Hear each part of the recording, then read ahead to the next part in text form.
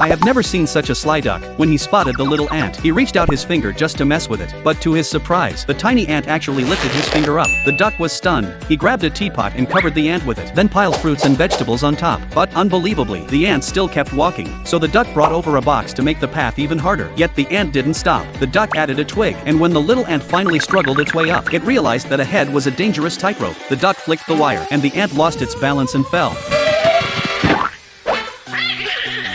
The duck was feeling quite proud of himself. The ant, angry but helpless, hit the ground and accidentally discovered a delicious new food. Excited, it raced back to the nest to tell its friends about the find. The others immediately beat the drum, gathered the ant army, and began to plan. Soon, they approached the duck quietly, climbed up his lunchbox, and prepared for a sneak attack. But just then, the duck rolled over, ruining their plan. So the ants pushed his hand down instead, right into their ranks. They swarmed over him, lifted the duck up, carried him across rough, rocky ground, and finally stopped at the edge of a cliff. Together, they gave a mighty push, sending the sleeping duck tumbling down.